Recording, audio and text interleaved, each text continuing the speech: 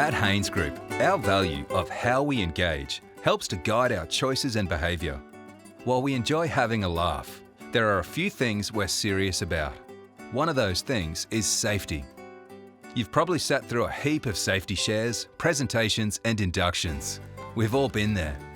But you know as well as we do that even though it can all feel like the same message over and over again, there's a purpose behind it. We want you, the mate next to you and the person over there in the corner, to go home safely to friends and family at the end of every day. Because when push comes to shove, well, we hope that everyone loves coming to work. We're all working to make our own life outside of work better. There are a few things we want to take you through in this video. To start, we'll take you through the background of how we identified our 14 life-saving commitments for Haynes.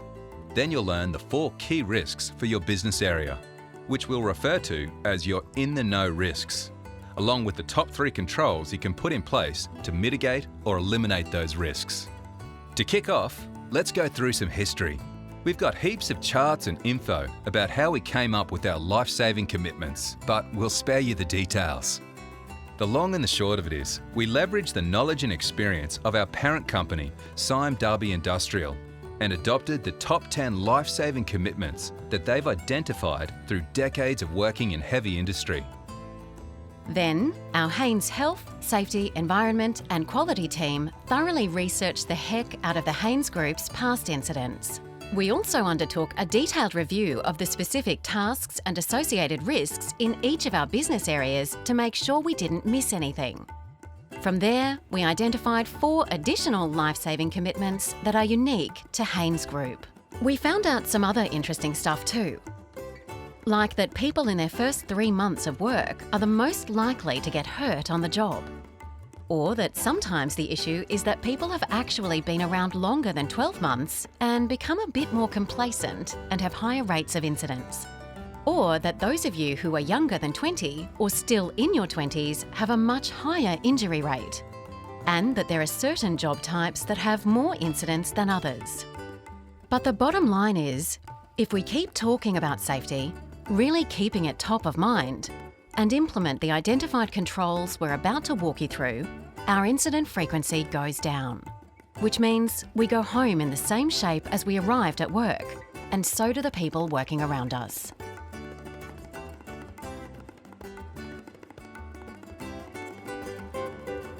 Where we work at height, it's pretty obvious that there's a risk associated. A fall, even from what seems like a safe height, can have life-changing impacts. The top 3 controls for this risk are using the OEM access system for plant where possible, using a work platform with handrails like mobile work platforms, scaffolding or elevated working platforms, using full restraint techniques and being secured by full arrest rated equipment.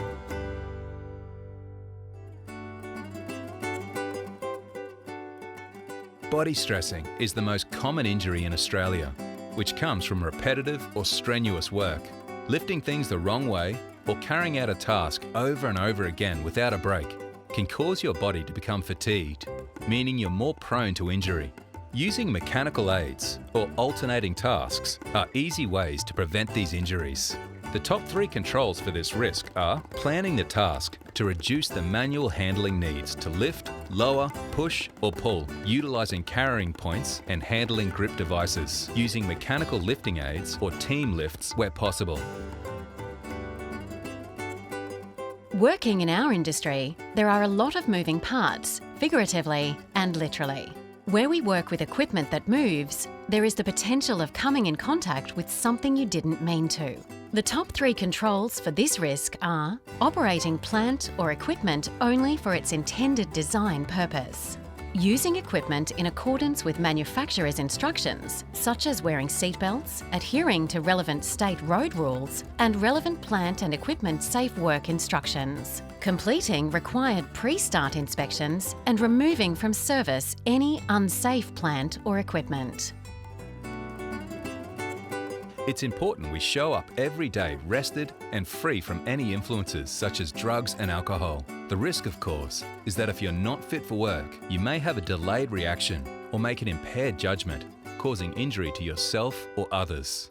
The top 3 controls for this risk are complying with processes to manage fatigue, reporting and complying with processes for work and non-work related injuries or health conditions, and never showing up to work under the influence of alcohol or drugs, fatigue, or any physical or emotional conditions that may affect the safety of the person or others. Safety is obviously not just about a 10-minute video or a take 5 or any single step or activity. The only thing we can do that will make a real difference is to make an individual commitment to change our actions and behaviours to ensure we stop hurting people. It's a continuous process, and it's something we should never forget about or stop focusing on. This is a continuous journey. You'll continue to hear more from our health, safety, environment and quality team, as well as your leaders, about putting safety at the front of our thinking in everything we do. In the meantime, you can visit Haynet, the Haynes Group intranet portal, where you'll find the videos about the other life-saving commitments we haven't covered in your businesses in the Know video. You can also find important things there, like our Haynes Safety Interaction Form, Online Hazard Form, and Online Incident Form, which we hope you'll never have to use. If you have any questions or feedback, just reach out to your HSEQ representative, your leader, or send an email to hseq@haynesgroup.com.au. Thanks for tuning in and taking ownership to make Haynes a safer place for everyone.